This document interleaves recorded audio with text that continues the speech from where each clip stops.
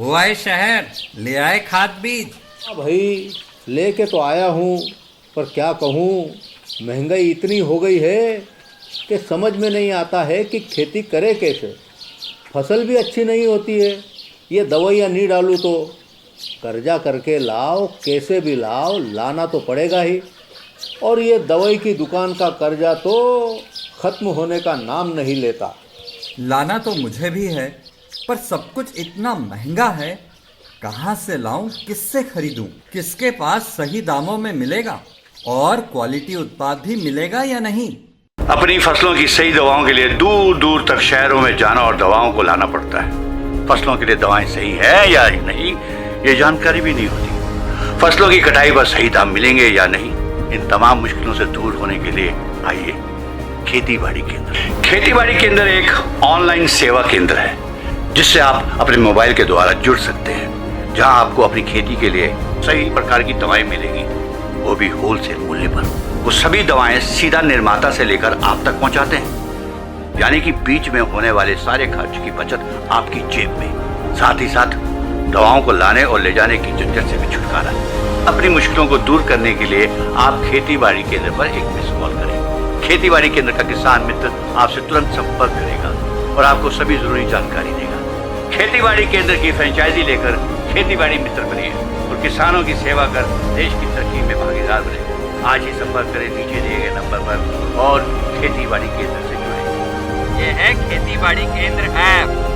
अच्छा, किसानों की सरदारी, उन्नत खेती बाड़ी। खेती बाड़ी केंद्र, देश के अन्नदाता की दुकान।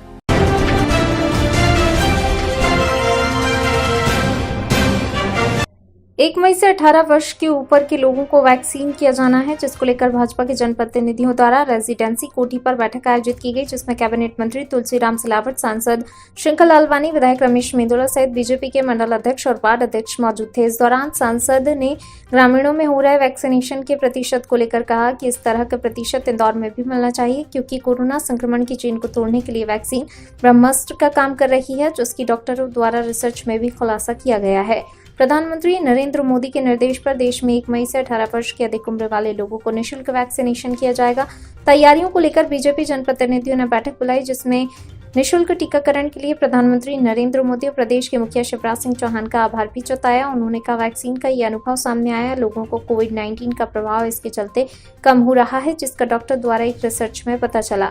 वैक्सीनेशन का किस तरह से बढ़ावा दिया जाए और ज्यादा से ज्यादा लोगों को लेकर वैक्सीनेशन किया जाए, इसको लेकर एक महत्वपूर्ण चर्चा की गई, जिसमें कोर कमेटी और प्रशासनिक अधिकारी की बैठक के बाद 1 मई से शुरू किया जाएगा, चूंकि 28 अप्रैल से वैक्सीनेशन का रजिस्ट्रेशन शुरू किया जाएगा। सांसद शंकर लालवानी ने कहा कि ज्यादा से ज्यादा वैक्सीनेशन सेंटर बनाए जाएं, ताकि लोगों को दूर वैक्सीन के लिए इंदौर नगर निगम द्वारा शहरी क्षेत्र में प्रत्येक वार्ड में 3 स्थानों पर वैक्सीनेशन सेंटर बनाने की बात की है। वहीं सीईओ जिला पंचायत की निगरानी में पूरा काम करेगी, साथ ही जनप्रतिनिधि और सामाजिक संस्था के द्वारा मिलकर लोगों को वैक्सीनेशन के लिए निवेदन करेगी। हालांकि इस दौरान सांसद शंकर लालवानी ने ग्रामीण क्षेत्रों में वैक्सीनेशन प्रतिशत की तारीफ करते हुए कहा, शहरी क्षेत्र की तुलना में ग्रामीणों में वैक्सीनेशन के लिए काफी जागरूकता नजर आ रही है।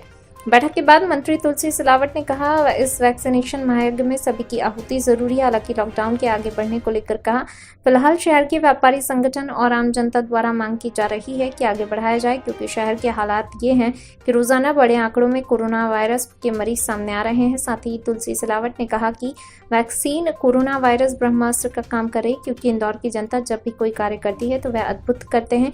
इसका एक उदाहरण पिछली बार कोरोना के समय पलायन करने वाले मजदूरों की सेवा से पता चलता है। वहीं इंदौर के राधा स्वामी आश्रम व्यास में विशाल 600 बेड कोविड-19 केयर सेंटर भी इंदौर की जनता के सहयोग के लिए धन्यवाद दिया। इसमें नीचे स्तर तक लगेगी। माननीय अध्यक्ष जी यहाँ हैं, उन्होंने कहा है कि हम हमारे मंडल अध्यक्ष को, हमारे नीचे के वार्ड के जो वार्ड अध्यक्ष है वो, हमारे हारे पुराने जो पार्षद है वो सब उसमें साथ में रहेंगे। शंकर भाई, क्या अभी ये जिस तरीके का है, हमने देखा आप बोल रहे हैं शहरी क्षेत्र में अभी विस्तृत रूप से हमारे भारतीय जनता पार्टी के अध्यक्ष गौरव जी ने, सम्मानित सांसद जी ने, रमेश जी ने अभी जो वर्तमान की स्थिति है हमारे इंदौर की, हमारे मध्य प्रदेश की, हमारे देश की, ये कोविड जो संकट महामारी आई है, ये बड़ी चुनौती है।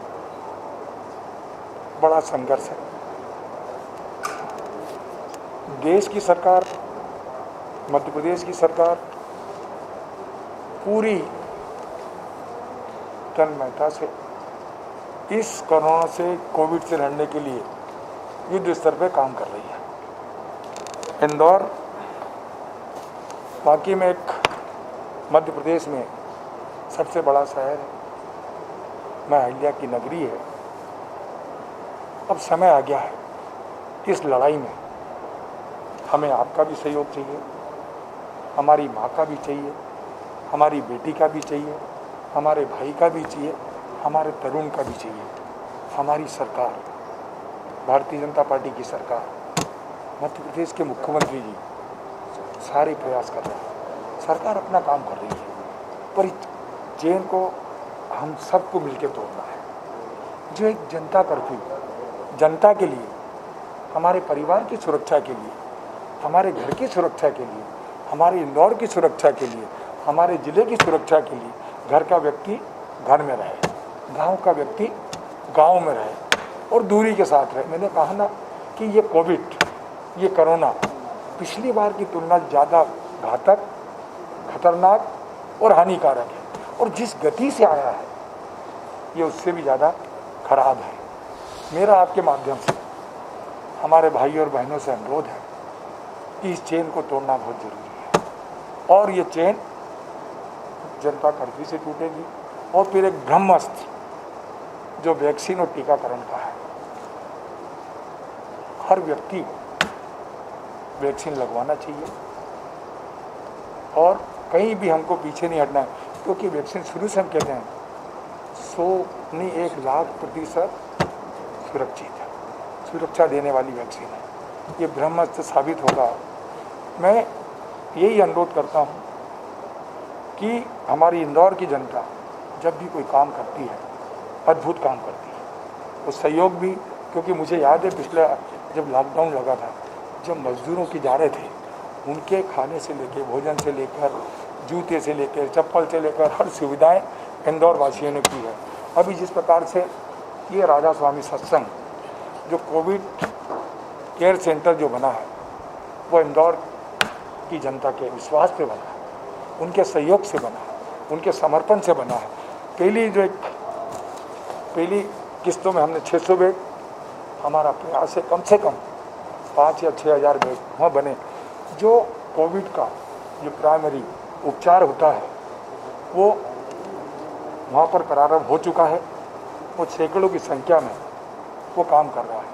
इसी प्रकार से आपने कहा कि शहर के साथ ग्रामीण अंचल को भी हमको रोकना जरूरी है, वहाँ भी जनता कर्फ्यू का सहयोग हमें लेना है।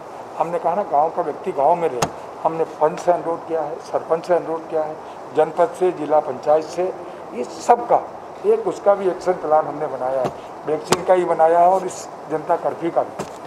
प्रारंभ हो रहा है, इसमें क्या ऑन स्पॉट रहेगा या प्री रजिस्ट्रेशन कराना होगा? इस बार का जो वैक्सीनेशन ड्राइव है उसमें प्री रजिस्ट्रेशन किया गया है। प्री रजिस्ट्रेशन की शर्त इसलिए की गई है कि एट अ टाइम सेंटर पे बहुत ज़्यादा लोग ना रहें, लेकिन कई जगह लोग ऐसे होते हैं जो बहुत टेक्नो फ्रेंडली नहीं है और उनको प्री रजिस्ट्रेशन करने में दिक्कत आती है, तो निगम ने उसके लिए भी जो टीम्स बनाई हैं अपनी वार्ड वार, उसमें एनजीओ के टीम मेंबर्स भी हैं, वो लोगों को मोटिवेट भी करेंगे और हेल्प भी करेंगे। अगर कोई व्यक्ति, कोई अधिक आयु के लोग हैं और कोई महिलाएं हैं या अन्य ऐसे लोग हैं जो नहीं अपना रजिस्ट्रेशन खुद कर सकते, उनको रजिस्ट्रेशन करने में भी मदद करेंगे।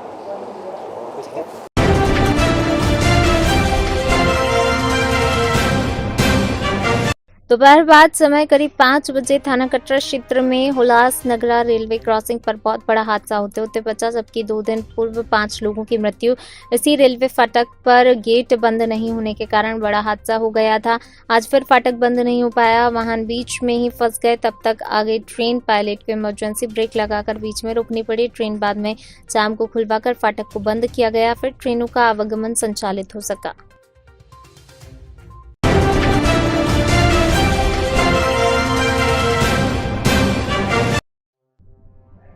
30 अप्रैल तक जनता कर्फ्यू को सख्ती से पालन करने के लिए लगातार जिला प्रशासन पुलिस विभाग नगर निगम द्वारा प्रयास किए जा रहे हैं, जिसकी महत्वपूर्ण समीक्षा बैठक रेजिडेंसी कोठी में रखी गई, जिसमें मंत्री तुलसी सिलावट, डीआईजी मनीष कपूरिया, निगम कमिश्नर प्रतिभा पाल मौजूद रहे।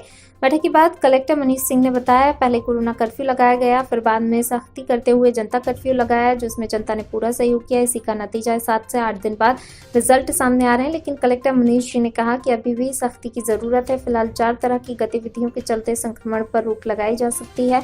पहली, शहर के भीड़भाड़ वाले क्षेत्रों में गतिविधियां बंद कराई जाएं। दूसरा, क्षेत्र के पॉजिटिव मरीजों को कोविड-19 सेंटर में भेजा जाए ताकि पॉजिटिव मरीज क्षेत्र में ना घूमें, क्योंकि इससे संक्रमण का खतरा लगातार बना रहता है। तीसरी, पॉजिटिव क्षेत्रों में माइक्रो कंटेनमेंट बनाया जाए ताकि पूरे घरों की स्क्रीनिंग की जा सके, जिसके लिए क्षेत्र में बैरिकेडिंग लगाई जाए, जिससे वहां के लोगों को पता चल सके कि यहाँ पर कोरोना मरीज है और उन्हें जागरूकता बनी रहे। चौथा और सबसे महत्वपूर्ण, फीवर क्लिनिक से जो भी मरीज सैंपलिंग के लिए लाए जा रहे हैं उन्हें तत्काल दवा दें, या फिर जिला प्रशासन द्वारा किल कोरोना अभियान 2 चलाया जा रहा है। हर घर में शंकादायक मरीज हैं, उन्हें दवाई और किट देकर परिवार की सुरक्षा की जाए।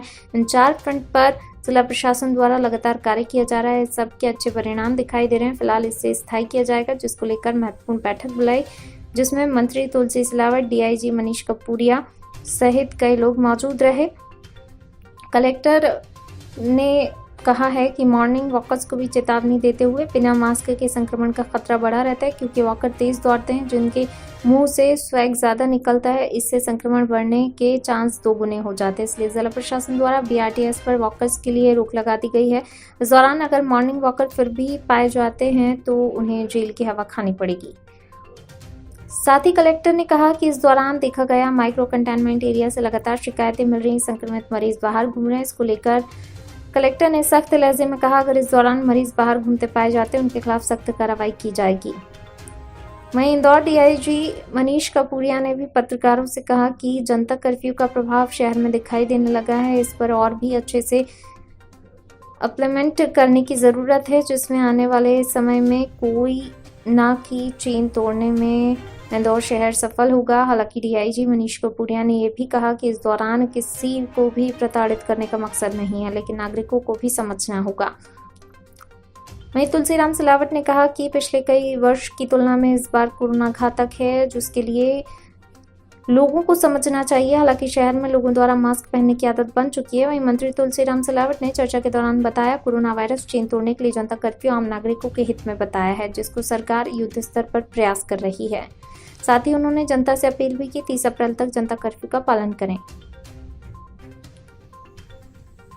वहीं 1 मई से टीकाकरण को लेकर मंत्री ने कहा, शासन इस अभियान को युद्ध स्तर पर शुरू कर रही है। वहीं आइसोलेशन को लेकर मंत्री ने कहा कि करीब 38,000 लोग आइसोलेशन वार्ड में हैं, जिनसे रोजाना वीडियो कॉन्फ्रेंसिंग के माध्यम से हालचाल जाना जा रहा है।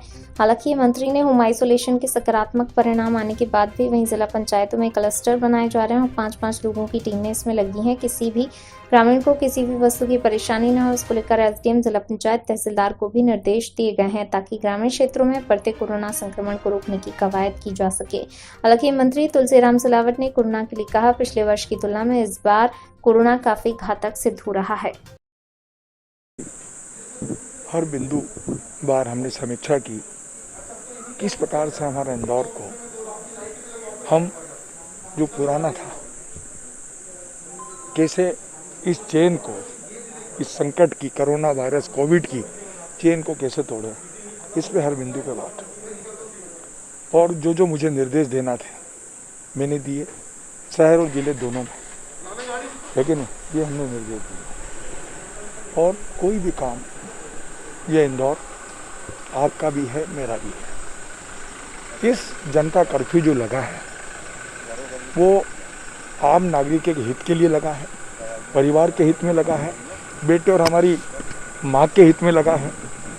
मैं इस चेन को तोड़ने के लिए सरकार अपना काम कर रही है। सरकार युद्ध स्तर पर प्रयास कर रही है और हर समस्या का समाधान कर रही है। पर ये चेन तभी टूटेगी कि इंदौर के भाई और बहन इस जनता कर्फ्यू में हमें सहयोग करें।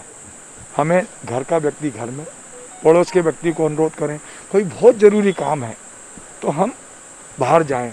और मैं तो कहता हूँ, जिस प्रकार से ये जनता कर्फ्यू हो गया, मास्क ज़रूरी है, मैं इंदौर के भाई और बहनों को बहुत बहुत धन्यवाद भी देता हूँ कि उन्होंने मास्क लगाना चालू कर दिया है। कोई दिखता नहीं बिना मास्क के, ये सुखद अवसर है। और फिर से अनुरोध करो, जो दिखे हमारा पड़ोसी मास्क नहीं लगा, हम उसको भी प्रेरित करें, उससे भी प्रयास करें, उससे भी कोशिश करें। फिर एक ब्रह्मास्त्र जो हमारे राष्ट्र के प्रधानमंत्री जी ने वैक्सीन की बात की, टीकाकरण की बात की, उसको युद्ध स्तर पे लगवाना चाहिए हर परिवार में। और 1 तारीख से जो हमारे मध्य प्रदेश की ऊर्जा है, हमारे राष्ट्र की विश्वास है, 18 साल से ऊपर युवा शक्ति, उनको वैक्सीन मध्य प्रदेश में इंदौर में भी निःशुल्क लगाई जाएगी। इसको भी हम युद्ध स्तर पे ये काम करेंगे। ट्रेंड दिख रहे हैं उसमें पिछला जो अपन ने कोरोना कर्फ्यू लगा था उसके रिजल्ट्स अब आना शुरू हो रहे हैं, ऐसा लग रहा है ऐसा।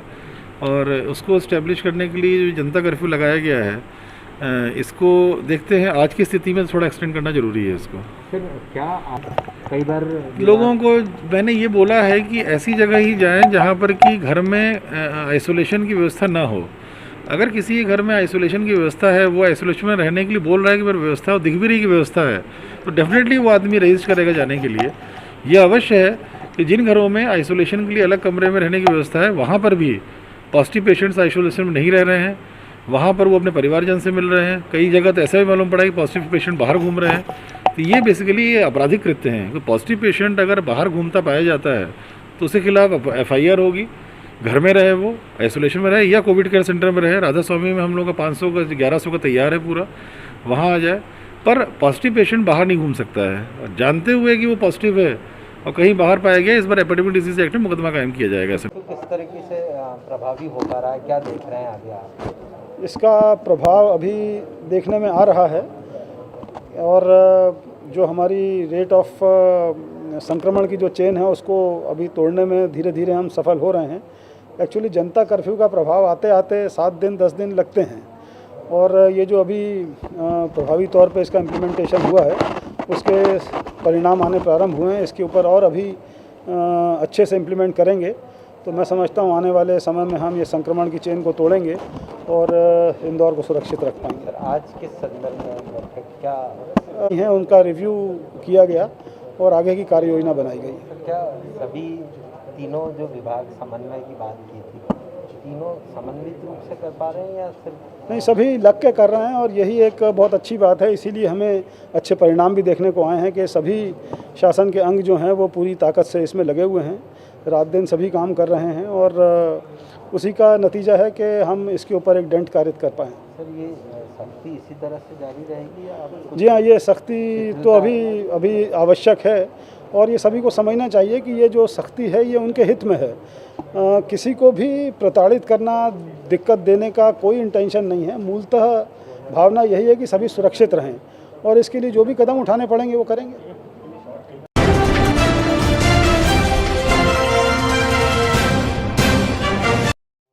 गृह मंत्री डॉक्टर नरोत्तम मिश्रा ने रविवार को दोपहर पूर्व पुलिस मुख्यालय में वरिष्ठ अधिकारियों के साथ कोरोना महामारी से निपटने के लिए प्रबंधों को पुख्ता करने के इंतजामों की समीक्षा की।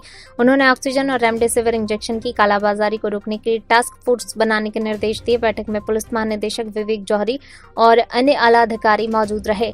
डॉक्टर मिश्रा ने पुलिस मुख्यालय में कोरोना आपदा में ड्यूटी कर रहे जवानों की चिंता करते हुए आवश्यक प्रबंध करने के भी निर्देश दिए।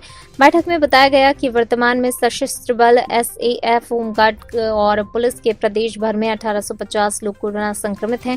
कोरोना से 72 SAF होमगार्ड पुलिसकर्मी ड्यूटी करते हुए काल कवलित हुए हैं। जेल विभाग में भी कुछ लोगों की कोरोना से मृत्यु से अवगत कराया गया।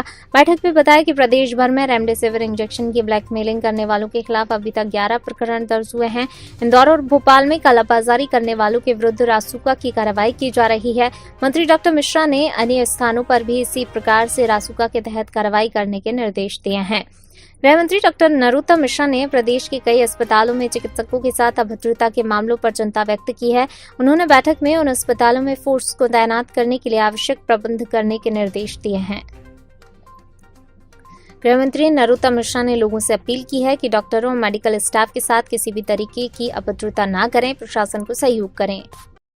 जिनकी बड़ी किल्लत हो रही है, जगह जगह से खबरें आ रही हैं प्राइवेट। मैं समझता हूँ कि 2-3 दिन में ये पूरी तरह से नियंत्रण में आ जाएगी, प्रधानमंत्री जी ने पूरा प्लान बना दिया है कि एयर मार्ग से भोपाल में कब कब आएगी वो प्लान आ गया है, सड़क मार्ग से कौन सी आएगी कहाँ आएगी ये प्लान आ गया है, और रेल मार्ग से कौन सी आएगी कहाँ आएगी ये प्लान आ गया है। ये पश्चिम बंगाल की अगर हम बात करें तो क्योंकि आपकी जो ड्यूटी लगाई गई थी जिन 57 विधानसभा क्षेत्रों में अंत में आप चिन्हित किए गए हैं, क्योंकि ये बाहर से आए हैं मध्य प्रदेश के अलग अलग गाँवों में गए हैं, तो इनके लिए कुछ खास व्यवस्था नहीं, जो कुंभ के लोग आए थे अब वो नहीं आ रहे हैं, जो जितना आना थे वो आ चुके हैं और उन सब की बातचीत होकर चिंता हो गई है। सर बंगाल में एक तीसरा वेरिएंट मिला है कोरोना का, बड़ा खतरनाक है।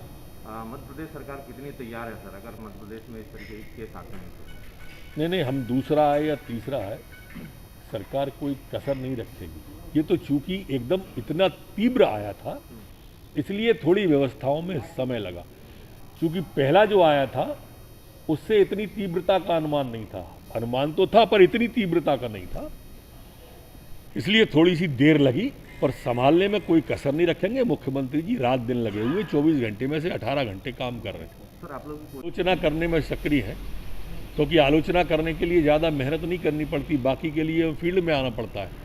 हमारे तो सभी सामाजिक संगठन, पार्टी के लोग भी और हमारे अनुषांगिक क्षेत्र के लोग भी लगातार जनता के बीच में और सेवा कर रहे हैं। ये सलाह जो कांग्रेस के लोग हमें दे रहे हैं, थोड़ी बहुत राजस्थान में दे दें, छत्तीसगढ़ में दे दें, भाई इतनी सी बात नहीं समझ रहे हैं कि ये आपदा राष्ट्रीय है अंतर्राष्ट्रीय है। इसको मध्य प्रदेश में राजनीतिक नजरिए और चश्मे से न देखें।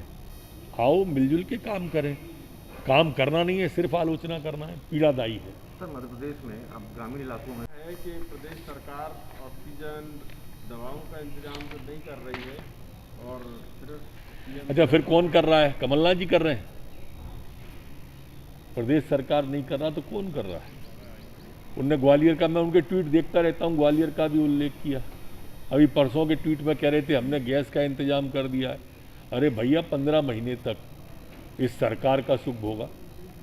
35 साल 25 साल से सांसद हो, बेटे सांसद हैं 5 टैंकर नहीं ला पाए थे किराए के, भिजवा देते, हम धन्यवाद देते।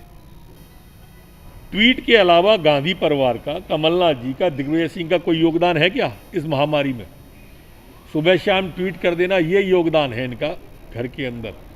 आज हमारे प्रधानमंत्री जी, मुख्यमंत्री जी, केंद्रीय गृह मंत्री जी आज लगातार 24 घंटे एयर मार्ग से, रेल मार्ग से, सड़क मार्ग से ऑक्सीजन की रेमडेसिविर इंजेक्शन की व्यवस्था कर रहे हैं, और मैं समझता हूं कि धीरे धीरे स्थिति नियंत्रण में आती जा रही है। इस कोरोना काल में कोरोना ने में से 52 या 50 हम सीटें जीतेंगे। एक तरफा वेव है मोदी जी की, भारतीय जनता पार्टी की, और मुझे नहीं लगता कि अब कोई ताकत तृणमूल की सरकार को बचा पाएगी। जनता ने मन बना लिया है, और जनता जब मन बना लेती है तो बड़े बड़े दरख्त उखड़ जाते हैं। सर लगता नहीं कि कोविड से निपटने के लिए जो आप तो काम कर ही रहे हैं, ऑल पार्टीज की कमेटी भी बना दी जाए, या ऑल पार्टीज की कमेटी बना के उससे भी भाई अब वो उन लोगों की क्या कमेटी बनाने की बात कर रहे हो? हम तो सब पे तैयार हैं जो बिना फील्ड में जाए आलोचना कर रहे हैं, बिना गाँव में जाए गाँव की बात कर रहे हैं। ऐसे लोगों से फिर भी हमारे मुख्यमंत्री जी तो लगातार बात कर रहे हैं, आप आदेश करोगे तो हम भी बात करेंगे, लेकिन किसी बात को समझो तो आलोचना के पहले। बिना समझे आलोचना, सिर्फ कमरों के अंदर बैठ के कोई एक भी व्यक्ति आपको बताइए इन कांग्रेस के नेताओं का जो फील्ड में आपको दिखाओ।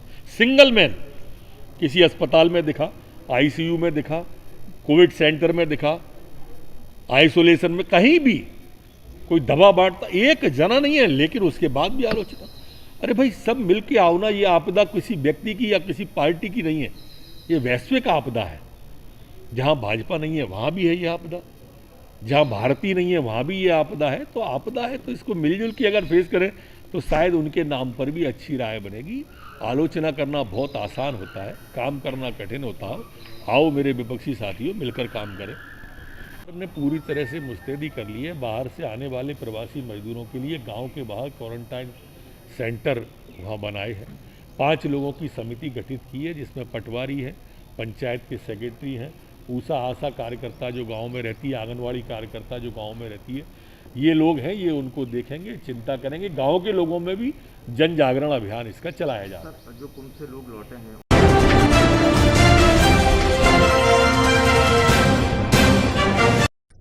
पूरे देश में कोरोना महामारी ने आज विकराल रूप ले लिया है। कोरोना संक्रमण से आज कई परिवार अपने अपनों को खो चुके हैं, तो वहीं कुछ परिवार पर आर्थिक संकटों का बोझ भी आन पड़ा है।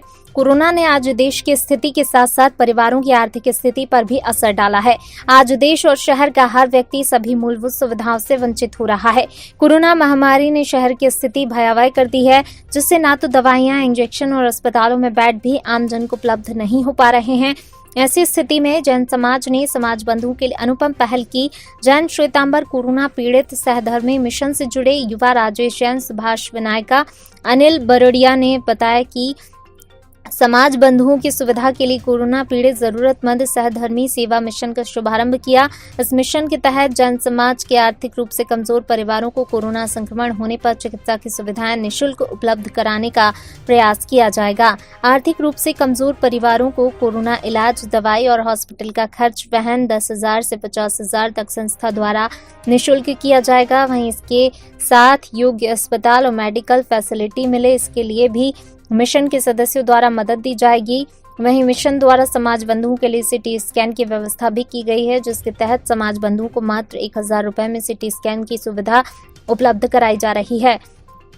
सक्षम परिवारों से दान की अपील। जैन श्वेतांबर कोरोना पीड़ित सहधर्मी मिशन से जुड़े युवा राजेश जैन ने जैन समाज के सक्षम परिवारों से आर्थिक रूप से कमजोर समाज बंधुओं के लिए तन, मन और धन से धन देने की अपील की है। युवा राजेश जैन ने कहा कि यह वर्ष सभी समाज बंधुओं के लिए आर्थिक विपदा लाया है। ऐसे में सक्षम परिवार आगे आकर अपने समाज बंधुओं की मदद करें, जिससे समाज के पीड़ित परिवार की मदद की जा सके। अभी तक जैन समाज के दानदाताओं द्वारा 13 लाख रुपए की राशि मिशन के पास पहुंच चुकी है, जिसका उपयोग आर्थिक रूप से कमजोर परिवारों की सहायता में किया जा रहा है। पीड़ित परिवार व्हाट्सएप और संस्था कार्यालय पर संपर्क कर सकते हैं। राजेश संचेती, देवेंद्र गादिया और राहुल जैन ने बताया, आर्थिक रूप से कमजोर परिवारों के लिए मिशन द्वारा हेल्पलाइन नंबर भी जारी किए गए हैं। कोरोना महामारी पुनः विशाल रूप में आई, उसमें दिनांक 14 अप्रैल को में हमारे साथी सुभाष जी वन्यायकिया एवं अनिल जी बरडिया तीनों मिले और हमने सोचा कि क्यों न अपने समाज के कमज़ोर वर्ग के लोगों के लिए, जिनको इलाज में दिक्कत आ रही है, जो कोरोना पीड़ित है, उनको क्यों न सहायता की जाए। हमने एक प्रकल्प चालू किया। धीरे धीरे श्वेतांबर जैन समाज के सभी, चाहे वे मूर्ति पूजक हो, स्थानकवासी हो, तेरापंथी हो या अन्य कोई भी संप्रदाय के व्यक्ति हो, उन्होंने हमको भरपूर सहयोग दिया और लगभग हमने 25 लाख रुपए का धन एकत्रित किया। इसमें हमारे समाज के गौरवशाली व्यक्तित्व कांतिलाल जी बम ने पूरी समाज के सभी लोगों की सिटी स्कैन का जो हमने लक्ष्य रखा, वह सिटी स्कैन का डिफरेंस उनके माध्यम से करवाया जा रहा है। हम मात्र 1,000 रुपये में सेंट्रल लैब वालों से सिटी स्कैन करवा रहे हैं। कुछ आंशिक योगदान सेंट्रल लैब और कांतिलाल जी बम, और जिसको बीमारी है, कोरोना पीड़ित है, उसकी सेंट्रल लैब से 1,000 रुपये में मात्र सिटी स्कैन करवाई जा रही है। सिटी स्कैन के बाद में यदि किसी भी साधर्मी बंधु को अगर लंग्स में इफ़ेक्ट है तो उसको तुरंत अस्पताल की व्यवस्था कराई जा रही है। हमारा कोरोना पीड़ित एक संघ बना हुआ है, मिशन बना हुआ है। उस मिशन के सारे कार्यकर्ता, मुख्य रूप से श्री विजय जी मेहता, पीयूष जी और संतोष मामा, राहुल जैन, देवेंद्र गादिया, राजेश संचेती आदि सभी लोग हमें सहयोग कर रहे हैं। वे बेड की व्यवस्था करते हैं। बेड की व्यवस्था करने के बाद में उस परिवार की स्थिति कैसी है, उस परिवार को बगैर पता चले हुए कहीं से भी, हमारे पूरे इंदौर में संघ बने हुए हैं, संघ के अध्यक्ष और मंत्री यदि अगर हमको रिकमेंड करते हैं तो हम गोपनीय रूप से उस परिवार को, जिसको कोरोना पीड़ित है और उसकी आर्थिक स्थिति सही नहीं है, उसको इलाज करने के लिए या तो आधा पैसा या 10,000 से लगा के 50,000 रुपये तक दे रहे हैं। सबसे ज़्यादा सहयोग श्रीमती सुनीता झजलानी जी ने आनंद तीर्थ परिवार की तरफ से, और समाज के सभी, मैं हर व्यक्ति का नाम नहीं बता सकता हूँ, सभी लोगों से योगदान मिला हुआ है और हमारी पूरी टीम इस काम को करने में लगी हुई है। हमने एक प्रोफार्मा बना रखा है। उस प्रोफार्मे के तहत वे लोग अपना स्टेटस भर के देते हैं। जैसे ही प्रोफार्मा आता है हमारे व्हाट्सएप के माध्यम से समाज के 100 से ज़्यादा ग्रुपों पे चला जाता है और समाज का हर व्यक्ति, जैन श्वेतांबर समाज का हर व्यक्ति अपनी अपनी व्यवस्था में लग जाता है। वे बेड उपलब्ध करवाते हैं, ऑक्सीजन उपलब्ध करवाते हैं और ऑक्सीजन के साथ ही साथ वे उनके लिए प्लाज्मा की भी व्यवस्था करते हैं। हमारे यहाँ ऑक्सीजन की मशीनें भी श्री प्रकाश जी भटेवरा और संतोष जी जैन मामा और सुमित जी चौरेडिया और नवलखा जी की टीम देख रही, संजय जी नवलखा की टीम देख रही है। वे भी अभूतपूर्व कार्य कर रहे हैं। इस प्रकार पूरे जैन श्वेतांबर समाज में अपने स्वधर्मी बंधुओं के लिए अपने भंडार खोल दिए हैं। आज जैन श्वेतांबर समाज का 2520वां महावीर स्वामी भगवान का जन्म कल्याणक है। इस जन्म कल्याणक के उपलक्ष्य में लोग बढ़ चढ़कर दान दे रहे हैं। आज सुबह से कार्य करने वालों की जैसे भीड़ लगी हुई है। भीड़ मतलब एक जगह एकत्रित नहीं हो रहे हैं, अपने अपने घर से कार्य कर रहे हैं। लोगों ने इस संस्था को, जैन श्वेतांबर कोरोना पीड़ित सधर्मी मिशन को लगभग आज में 10 लाख रुपए का दान दिया है और हमारे सभी लोग निष्भाव से फ्री होकर और आज कार्य करने में लगे हुए हैं। आपका नाम? मेरा नाम युवा राजेश जैन।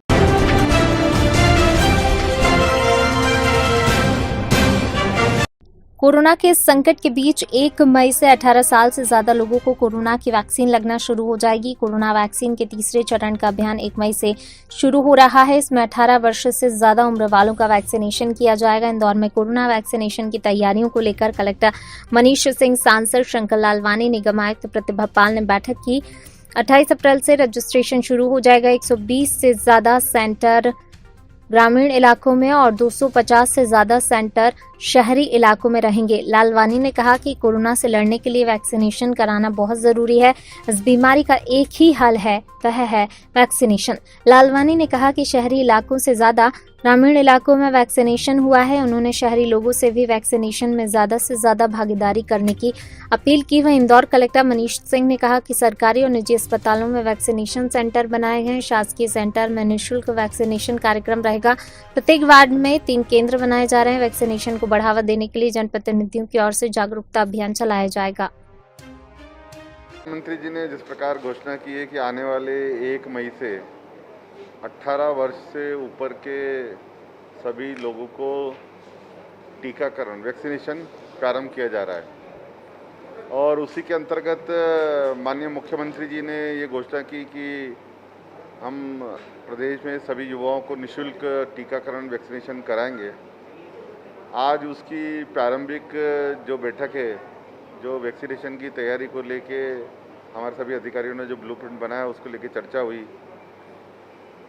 अभी जो शहरी क्षेत्र में जो इसमें काम में मदद करेंगे वो नगर निगम, ऐसा जिला प्रशासन ने तय किया है और ग्रामीण क्षेत्र में सीओ जिला पंचायत और उसकी पूरी टीम लगी रहेगी। 120 के आसपास जो केंद्र हैं वो लगभग 125 के आसपास केंद्र ग्रामीण में रहेंगे और लगभग 250 से ज़्यादा केंद्र शहरी क्षेत्र में रहेंगे। 28 अप्रैल से ये रजिस्ट्रेशन शुरू होगा और ऑनलाइन रजिस्ट्रेशन के माध्यम से टीकाकरण किसको कहाँ पर जाना है उसकी शुरुआत हो जाएगी। मैं आपके माध्यम से हमारे पूरे युवाओं को निवेदन करना चाहता हूँ कि इस बीमारी का एक ही हल है, वो है वैक्सीनेशन, वैक्सीनेशन, वैक्सीनेशन।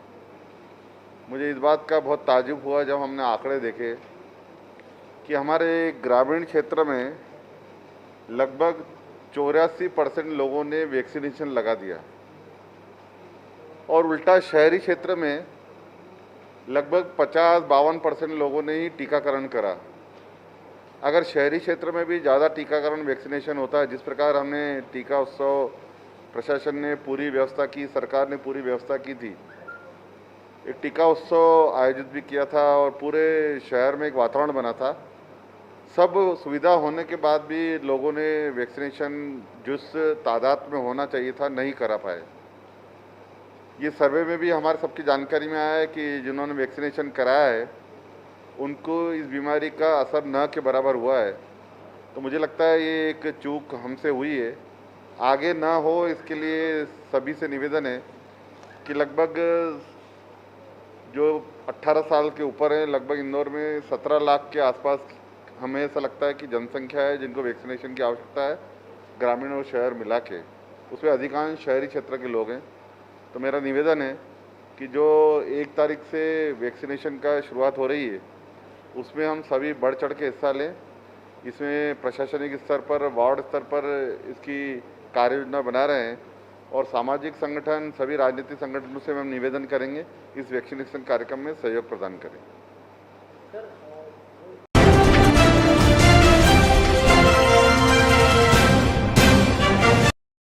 कोरोना संक्रमण प्रकोप झेल रहे इंदौर के अस्पताल इस आपदा में भी अपनी कमाई का कोई मौका नहीं छोड़ना चाहते। एक बुजुर्ग मरीज के परिजनों ने जब बिल में जोड़े गए एक्स्ट्रा चार्ज का विरोध किया तो अस्पताल के स्टाफ ने उनके साथ मारपीट कर दी। घटना का वीडियो सोशल मीडिया पर जमकर वायरल हो रहा है।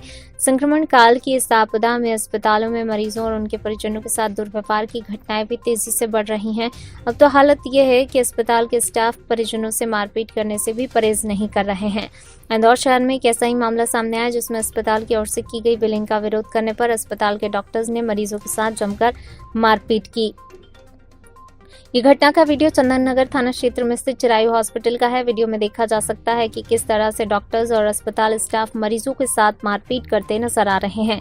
मारपीट का वीडियो सोशल मीडिया पर जमकर वायरल हो रहा है। मामले में पुलिस ने शिकायत दर्ज कर कार्रवाई शुरू कर दी है। वहीं पुलिस सीसीटीवी फुटेज भी खंगाल रही है। बहरहाल इस आपदा में कई अस्पताल इसे अवसर मान जमकर मनमानी कर रहे हैं। अब देखना होगा कि पुलिस और प्रशासन इस मामले में आगे क्या कार्रवाई करता है।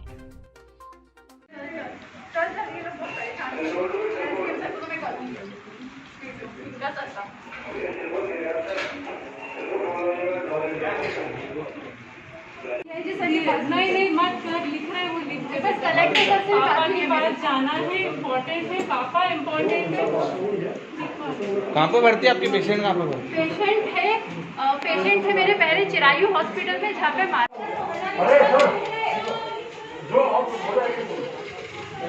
भैया इनके नाम दीजिए। ये मेरे को पूरे मोहल्ले वालों का नाम लिखवा रहे हैं। मैं पूरे मोहल्ले वालों का कोई नाम नहीं लिखा रही हूँ जिसने मारपीट करी है। और इन लोगों ने उन लोगों को यहाँ से भेज भी दिया है। जो हॉस्पिटल स्टाफ इन लोगों ने बिठा रखा था, इन लोगों ने यहाँ से उनको रफा दफा कर दिया है। थोड़ा बाहर जाए आप। और ये लोग हमारे ऊपर प्रेशर बना रहे हैं। हम दोनों महिलाएं हैं। ठीक है, अभी रिपोर्ट लिखाएं। इनका नाम है ब्रह्मदत्त। हाँ ठीक है आप रिपोर्ट लिखाएं। ठीक है, नाम हमारा और पैसे की इसमें ये बोल रहे हैं हम 1 लाख रुपए मेंशन नहीं करेंगे, हमारी गाड़ी की चाबी भी मेंशन नहीं करेंगे हॉस्पिटल स्टाफ की।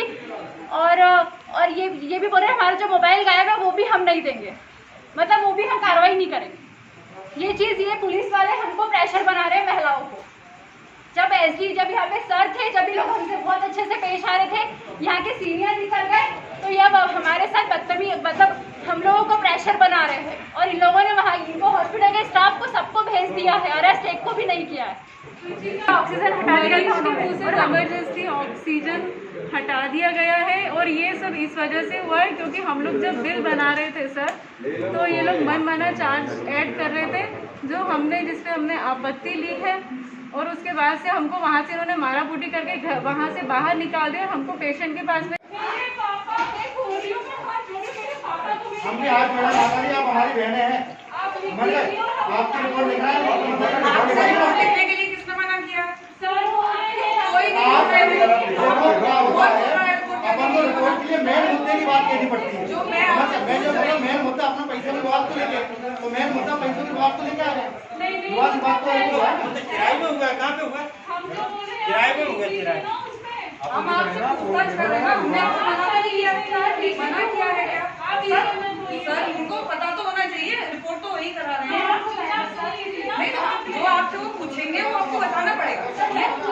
ये सुनिए मेरी बात, ऐसा नहीं होता है कि आप ही दवा बनाए, बात को उठ कर जा रहे हैं भैया ये। और आप गलत बात क्यों बोल रहे हैं कि हम पैसे खाए हैं, ये खाए हो वो खाए? आपने अभी बोला, मैंने ये बोला, आपने अभी हमारे ऑफिसर से बोल रहा है कि आपने पैसे खाए, आप हमारी रिपोर्ट नहीं करना चाहते।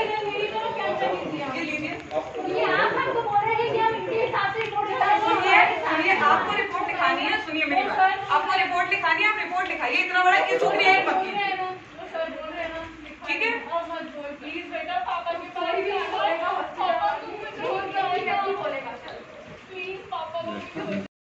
पुलिस वाले इन्होंने मुझसे FIR छीन ली है। ब्रह्मादत्त भारती ने मेरे से FIR खींच ली है और ये लोग हमारी FIR नहीं लिख रहे। अब बुला मीडिया। चलो, हमने FIR यहाँ पे लिखवा रहे थे, वहाँ पे लिखवा रहे थे, हमारे ये पॉइंट थाने वाले नहीं लिख रहे हैं, जिसमें एक थानेदार हमारे ऊपर प्रेशर बना रहा है। ये महिला भी हमारे ऊपर प्रेशर बना रही है और ये हमको कह रहे हैं अब तुम जाके जो बन पड़े तुम कर लो। हमने हमारे पॉइंट इसमें मेंशन करे तो थाने वालों ने हमसे हमारी FIR छीन ली है। ये थाना चंदन नगर है। इसमें एक पुलिस वाले का नाम ब्रह्मा करके है, जिसने हमारे साथ में बदतमीजी करी है। ये है सर, ये हमारी FIR छीन चुके हैं और शाम को 4 बजे से इन्होंने हमको यहाँ थाने पे बिठा रखा है और यहाँ से जहाँ से जो डॉक्टर थे उनको यहाँ से भगा दिया गया है। यहाँ पे एक भी डॉक्टर को नहीं बिठा रखा है। हॉस्पिटल में मारपीट की गई है, डॉक्टर का भी इसमें वीडियो वायरल हुआ है और कुछ युवती के जो पिताजी हैं वो कोविड पेशेंट है। सर क्या है मामला पूरा बताएं। हाँ, वो जो एडमिट थे कोविड पेशेंट थे, तो कल वार्ड में भी दिन भर रहने के लिए भी इनका इशू आ रहा था। लड़कियां साथ में रहना चाह रही थी। इनका ये कहना था कि बीच बीच में चले जाएं। कुछ मेडिसिन को भी लेकर विवाद हो रहा था कि आपस में इंजेक्शन इस हाथ में लगा, मतभेद तो इनको कल से ही चल गए थे, पर आज वो सेटिस्फाई नहीं थे तो महावीर हॉस्पिटल शिफ्ट कर रहे थे। इसी बीच में कुछ बिल जो बना कि प्राइवेट वार्ड का बिल कुछ 10,000 आता है, 7,000 आता है जनरल वार्ड का, ऐसा कुछ था। तो उसमें बिल में कुछ अंतर आया 6-7 हज़ार का। इस बात पे इनका आपस में विवाद हो गया, मतभेद। बात के साथ साथ डॉक्टर के साथ मारपीट की गई युवती के साथ, उसका वीडियो भी वायरल है और युवती को काटा भी गया है। सर गलत आने से दोनों तरफ से वीडियो आए हैं कि लोग जो डॉक्टर पक्ष है वो भी बता रहा है कि ये कर रहे हैं। तो दोनों हम जांच कर रहे हैं उसमें क्या हकीकत, तो उसके आधार रिपोर्ट करेंगे, उस पर कार्रवाई करेंगे। सर युवती के पैसे गायब होने की और गाड़ी की चाबी भी रखने की बात सामने आई है, वो जांच करेंगे। वो विवाद में निश्चित रूप से विवाद हुआ है, तो किसी की चाबी गिर गई, किसी को, दोनों लोग आरोप लगाते हैं। जो भी उचित कार्रवाई होगी, वैधानिक कार्रवाई इसमें करेंगे। शिकायत का मैंने कह दिया है कि आप शिकायत करें और हम उस पर कार्रवाई करें। सर युवती का कहना है कि मेरे 1 लाख रुपए जो कैश काउंटर पे थे वो भी मुझे वापस नहीं दी।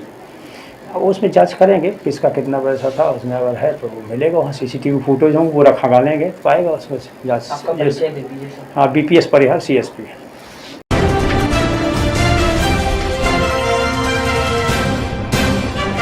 खबर इंदौर से, जहां मंडी में विवाद हो गया। जाना था मंडी, पहुंच गए हवलदार। कोरोना के चलते मंडी के अंदर नहीं जाने देने पर विवाद पड़ा भारी। पुलिस ने दिखाया रौद्र रूप।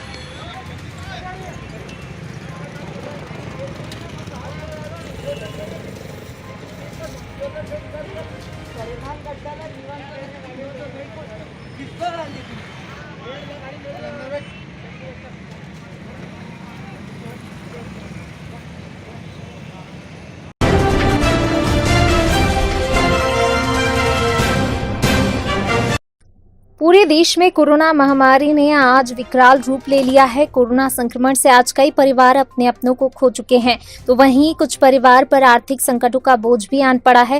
कोरोना ने आज देश की स्थिति के साथ साथ परिवारों की आर्थिक स्थिति पर भी असर डाला है। आज देश और शहर का हर व्यक्ति सभी मूलभूत सुविधाओं से वंचित हो रहा है। कोरोना महामारी ने शहर की स्थिति भयावह कर दी है, जिससे ना तो दवाइयां, इंजेक्शन और अस्पतालों में बेड भी आमजन को उपलब्ध नहीं हो पा रहे हैं। ऐसी स्थिति में जैन समाज ने समाज बंधुओं के लिए अनुपम पहल की। जैन श्वेतांबर कोरोना पीड़ित सहधर्मी मिशन से जुड़े युवा राजेश जैन, सुभाष विनायका, अनिल बरोडिया ने बताया कि समाज बंधुओं की सुविधा के लिए कोरोना पीड़ित जरूरतमंद सहधर्मी सेवा मिशन का शुभारंभ किया।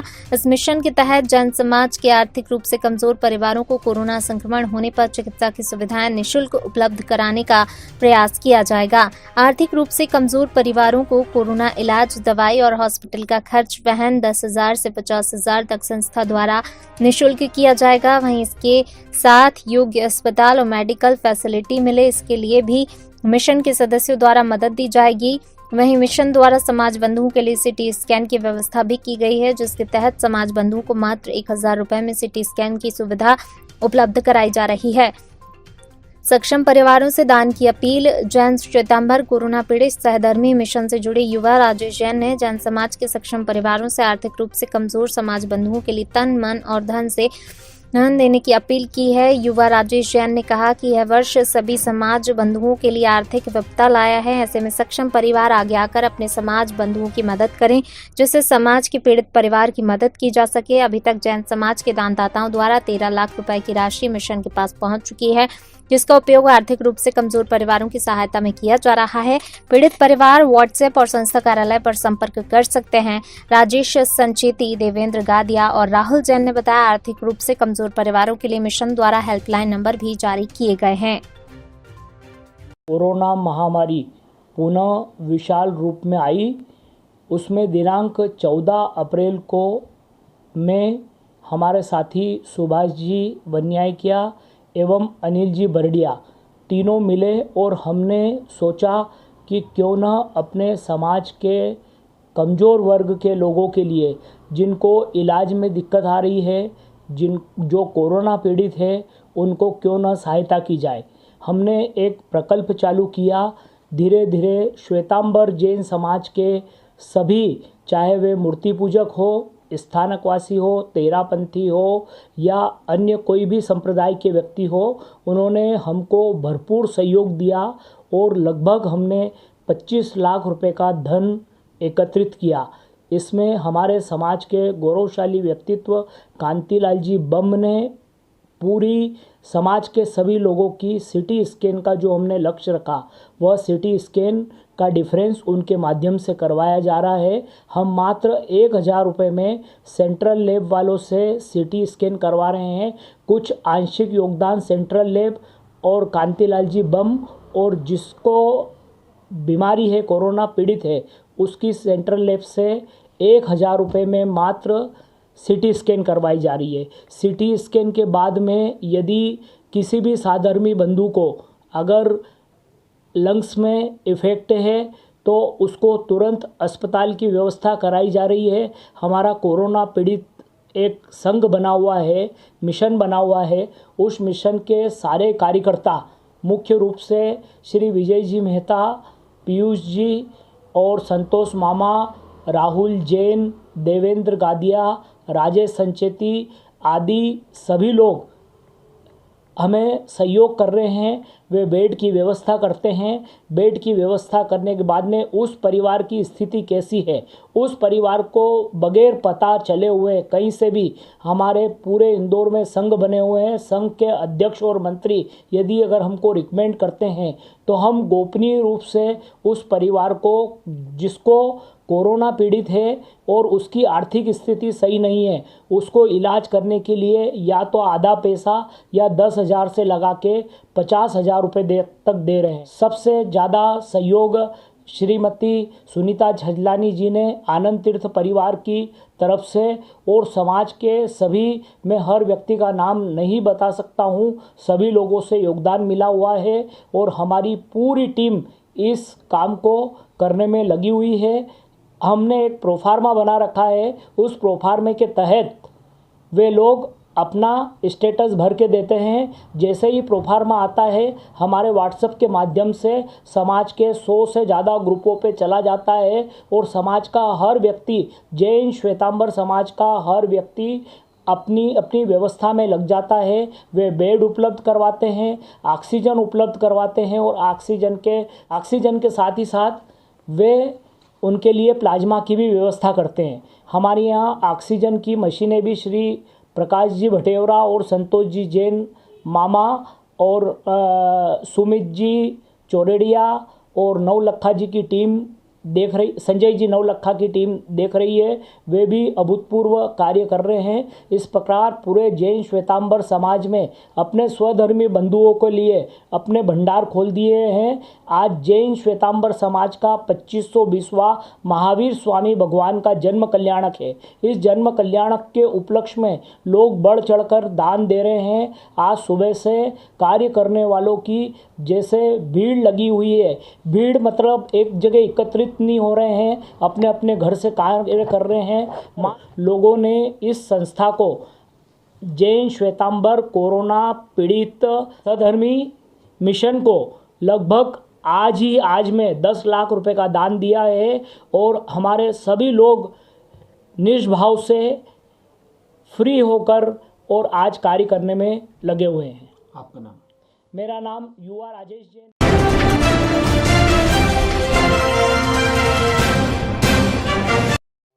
कोरोना महामारी के प्रकोप से पूरा देश जूझ रहा है और सरकार, प्रशासन तथा समाज सेवी आगे सहयोग कर लोगों को कोरोना से बचाव हेतु प्रयास कर रहे हैं। शासन द्वारा हर ब्लॉक में कोविड केयर सेंटर खोलने के आदेश दिए गए, जिसमें प्रशासन क्षेत्र, नगर पंचायत स्तर के जनप्रतिनिधियों के सहयोग के साथ कोविड सेंटर खुलवाए। जनप्रतिनिधियों के सहयोग से हर ब्लॉक स्तर पर कोविड सेंटर होने से वहां के कोविड पॉजिटिव मरीजों को बाहर न जाकर अपनी ब्लॉक स्तर पर कोरोना का उपचार मिल सकेगा। इसी आदेश के दौरान सागर जिले के देवरी नगर में दिन शनिवार को सरस्वती शिशु मंदिर स्कूल देवरी के छात्रावास में करीब 100 बिस्तर का कोविड केयर सेंटर खोला गया है, जिसका शुभारंभ दमोह सांसद और केंद्रीय मंत्री प्रहलाद पटेल एवं क्षेत्रीय विधायक और पूर्व कैबिनेट मंत्री हर्ष यादव और सांसद प्रतिनिधि और पूर्व नगर पालिका अध्यक्ष मयंक चौरसिया ने किया।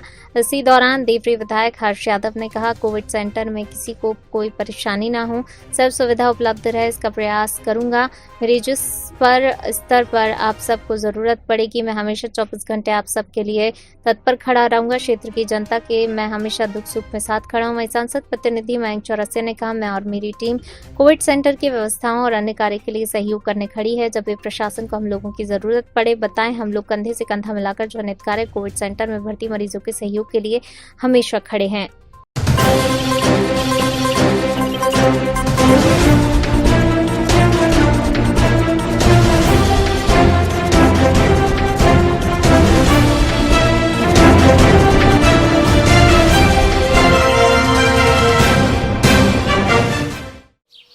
ओ काका, हुआ है शहर, ले आए खाद बीज? हाँ भाई, लेके तो आया हूँ, पर क्या कहूँ, महंगाई इतनी हो गई है कि समझ में नहीं आता है कि खेती करे कैसे। फसल भी अच्छी नहीं होती है, ये दवाइयाँ नहीं डालूँ तो कर्जा करके लाओ, कैसे भी लाओ, लाना तो पड़ेगा ही। और ये दवाई की दुकान का कर्जा तो ख़त्म होने का नाम नहीं लेता। लाना तो मुझे भी है, पर सब कुछ इतना महंगा है, कहाँ से लाऊं, किससे खरीदूं, किसके पास सही दामों में मिलेगा और क्वालिटी उत्पाद भी मिलेगा या नहीं। अपनी फसलों की सही दवाओं के लिए दूर दूर तक शहरों में जाना और दवाओं को लाना पड़ता है। फसलों के लिए दवाएं सही है या नहीं, ये जानकारी भी नहीं होती। फसलों की कटाई पर सही दाम मिलेंगे या नहीं, इन तमाम मुश्किलों से दूर होने के लिए आइए खेती बाड़ी केंद्र। खेती बाड़ी केंद्र एक ऑनलाइन सेवा केंद्र है, जिससे आप अपने मोबाइल के द्वारा जुड़ सकते हैं, जहां आपको अपनी खेती के लिए सही प्रकार की दवाएं मिलेंगी, वो भी होलसेल मूल्य पर। वो सभी दवाएं सीधा निर्माता से लेकर आप तक पहुंचाते हैं, यानी कि बीच में होने वाले सारे खर्च की बचत आपकी जेब में। साथ ही साथ दवाओं को लाने और ले जाने की झंझट से भी छुटकारा। अपनी मुश्किलों को दूर करने के लिए आप खेती बाड़ी केंद्र पर एक मिस कॉल करें। खेती बाड़ी केंद्र का किसान मित्र आपसे तुरंत संपर्क करेगा और आपको सभी जरूरी जानकारी देगा। खेती बाड़ी केंद्र की फ्रेंचाइजी लेकर खेती बाड़ी मित्र बनिए और किसानों की सेवा कर देश की तरक्की में भागीदार बने। आज ही संपर्क करें नीचे दिए गए नंबर पर और खेती बाड़ी केंद्र से जुड़े। ये है खेती बाड़ी केंद्र ऐप। अच्छा, किसानों की सरदारी, उन्नत खेती बाड़ी। खेती बाड़ी केंद्र, देश के अन्नदाता की दुकान।